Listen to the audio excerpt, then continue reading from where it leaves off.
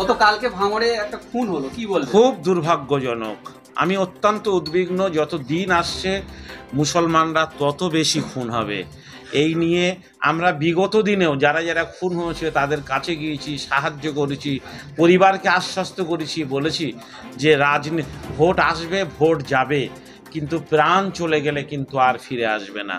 কিন্তু প্রাণগুলো ঝরে যাচ্ছে, সে যে দলেরই হোক না কেন তাজা প্রাণ, এমনকি যে ধর্মেরই যা হোক না কেন তাজা প্রাণ একটাও না ঝরুক, এটা আমরা চাইব। আপনারা রাজনীতি করুন, কিন্তু অস্ত্র নিয়ে মানুষের প্রাণ নিয়ে খেলা করবেন না। শুরু হবে, আমরা জানি যে ওবিসি নিয়ে যে জটিলতা তৈরি হয়েছে, এই জটিলতা তৈরি হওয়ার জন্যে পুরো দায় কিন্তু রাজ্য সরকার তার দায় এড়িয়ে যেতে পারে না। রাজ্য সরকারকেই আমরা বলেছি এবং লিখিতভাবে মুখ্যমন্ত্রীকে দিয়েছি, এবং আমি বলেছি যে যে কোনো সমাধান সূত্র রাজ্য সরকারকে বার করতে হবে। ওবিসি সংরক্ষণ, অনগ্রসর সমাজের মানুষের জন্য একটা সামাজিক ন্যায়, সোশ্যাল জাস্টিস, সেই সোশ্যাল জাস্টিস দেওয়ার দায়িত্ব সরকারের। সরকারকে বুঝতে হবে যে অনগ্রসর মানুষের কিভাবে চাকরি ক্ষেত্রে এবং শিক্ষা ক্ষেত্রে সোশ্যাল জাস্টিস দেবেন। এটা সরকারকেই তার নীতি নির্ধারণ করতে হয়, এটা সরকারকেই করতে হবে। তা না হলে আমরা সমাজের সব স্তরের মানুষকে নিয়ে বৃহত্তর আন্দোলনে নামব। ওয়াকাফ নিয়ে অল ইন্ডিয়া মুসলিম পার্সোনাল ল বোর্ড দায়িত্বশীল সংগঠন। গোটা দেশে ওয়াকাফ নিয়ে অল ইন্ডিয়া মুসলিম পার্সোনাল ল বোর্ড আন্দোলন করছে।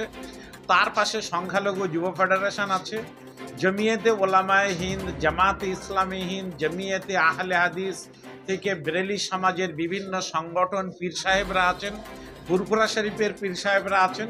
তারা সবাই পার্সোনাল ল বোর্ডের আন্দোলনের পাশে আছেন। তো ল বোর্ড দেশ জুড়ে আন্দোলন করেছে, পশ্চিমবাংলাতেও বড় বড় সভা সমাবেশ হয়েছে। দুর্ভাগ্যজনক যে আমরা ব্রিগেডের সমাবেশ করতে পারিনি, কিন্তু ব্রিগেডেই কলকাতায় ইনশাল্লাহ সমাবেশ হবে বর্ষার পরে। অনেকেই ভাবছেন যে এখনই হলে ভালো হতো, কিন্তু দুর্যোগের মধ্যে এত বড় প্রোগ্রাম নিয়ে সাধারণ মানুষকে কষ্টের মধ্যে ফেলে দেওয়া যায় না, দায়িত্ব থাকে নেতৃত্বের। তো সেই জন্যে ব্রিগেডেই ইনশাল্লাহ সমাবেশ হবে, বর্ষার পরে হবে। All India Muslim personal law বোর্ডের কয়েকদিন আগে সভা ছিল।